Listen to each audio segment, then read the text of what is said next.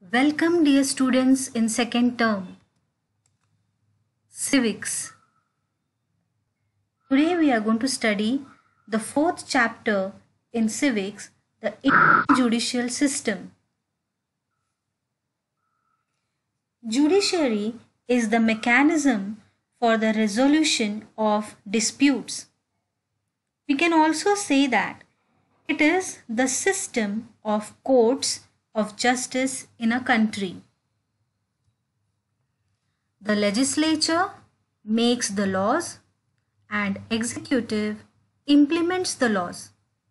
Judiciary gives justice. So all have different functions. I repeat once again, what does the legislature makes? It makes the laws. The executive department, they implement the laws, and the judiciary gives justice.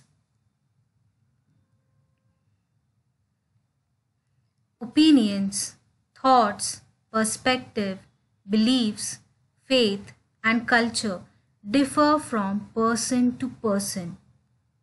Everybody has different opinions, different thoughts, different views. So, if the differences of opinion are very sharp, they may lead to conflicts.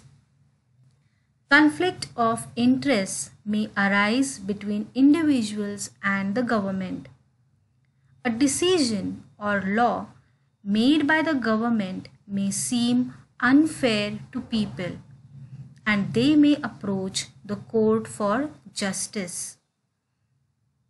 The government tries to implement the objectives of social justice and equality laid down in the Constitution. The judiciary, through its decisions in certain cases or through active involvement, can support the government. Now here we can see why conflicts occur because of differences in opinion. We can say that the laws or decisions made by government, sometimes they seem to be unfair for the people. So they try to approach for justice in the court. And in such cases, there are social conflicts, inequality in the society, and they move on to the judiciary system to get justice.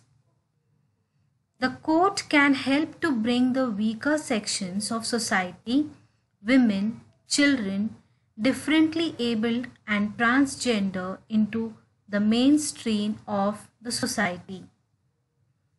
When the common man benefits from the values of freedom, equality, and justice, it leads to the widening and deepening of democracy. This is necessary for the strengthening of democracy. The rule of law is protected by the judiciary. The law treats everyone equal. So basically, the judiciary system of India tries to protect the laws of the Constitution. Judiciary helps to protect the rights of the people. Everybody should be treated equally, and everybody in the country, all the citizens in the country should get their rights, should be protected with their rights. Let us know about the structure of the judiciary. As we all know that India is union of states. There is one judicial system for the whole of India. For the entire country, there is one judicial system. Judiciary in India is an integrated system. The Supreme Court is the apex court, under which there are high courts. The high courts control the district courts, following which there are lower courts which are at the bottom of this structure. So first comes the Supreme Court, then the High Courts, then the District Courts.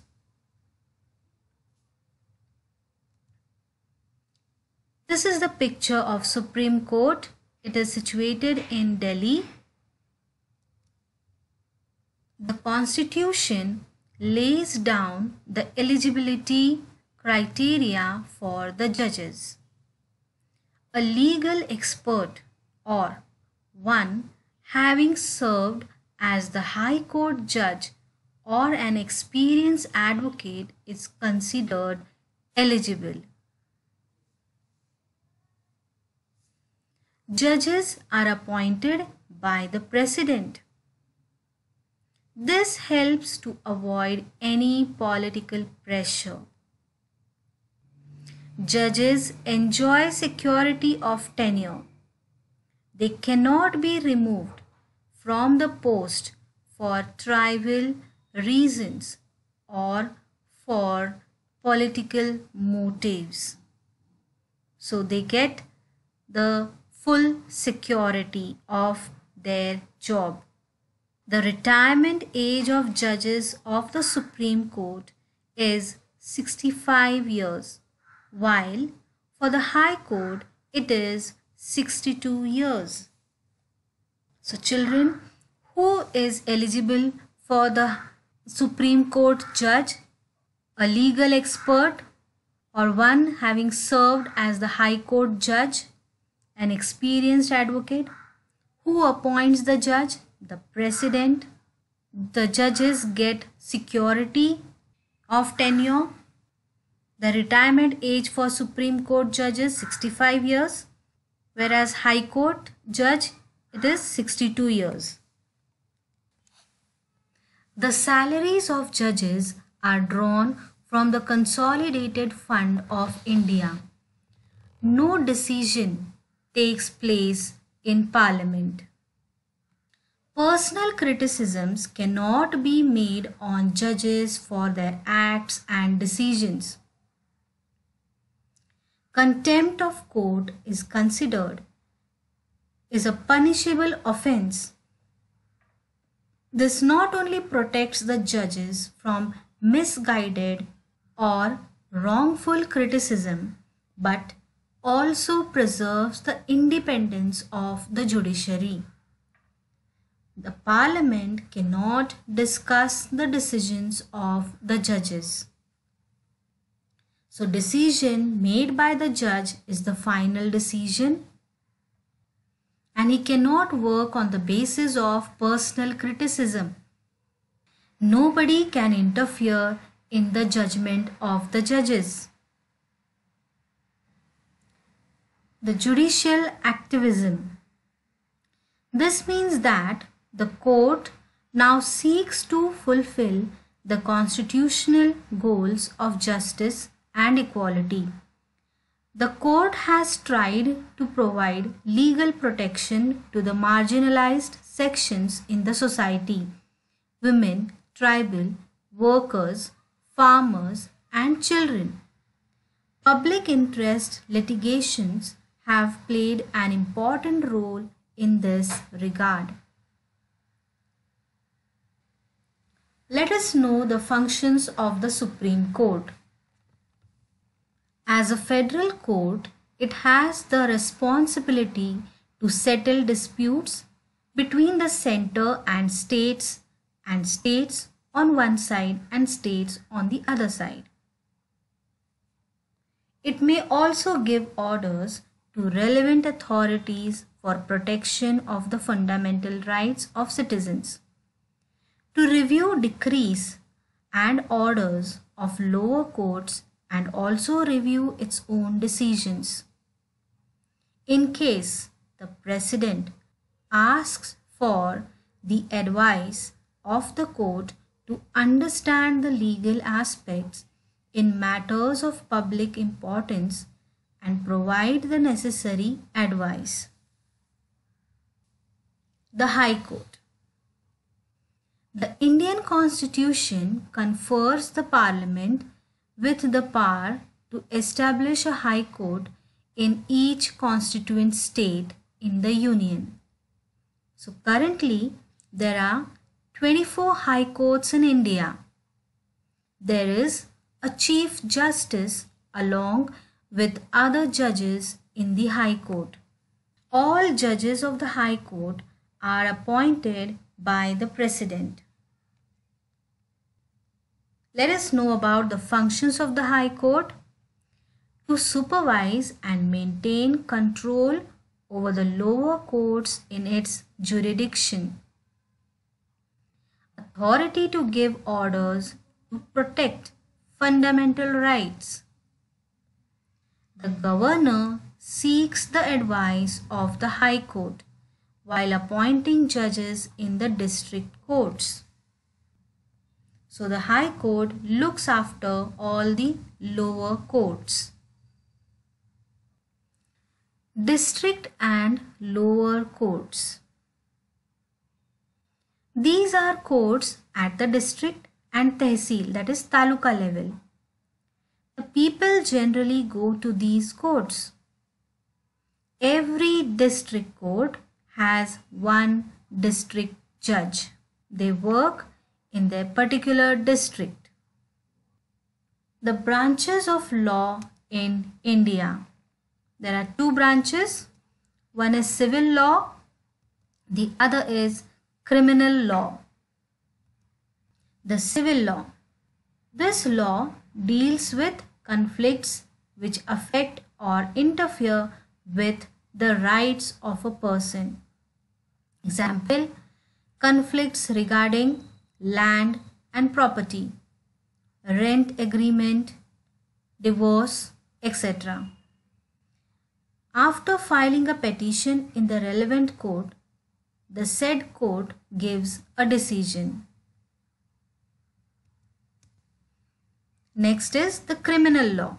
By the name you can understand with what type of cases they handle. Serious crimes are dealt under criminal law. Example, theft, robbery, dowry, murder, etc. In these cases, the first step is to file a first information report, that is known as FIR, with the police. The police investigates the matter and then a petition is filed in the court. If the charges are proved, there are provisions for severe punishment.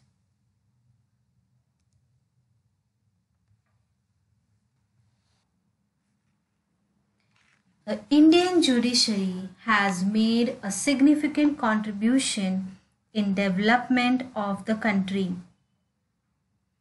Common people have a lot of respect and trust in the judicial system.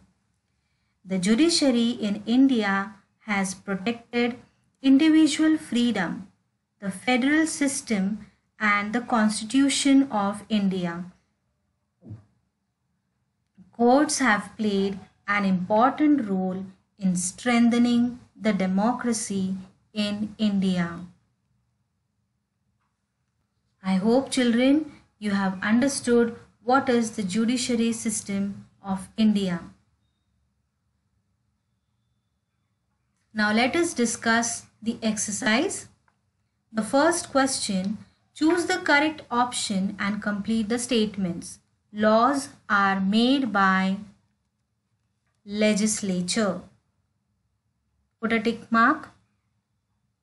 Next, the Chief Justice of Supreme Court is appointed by the President.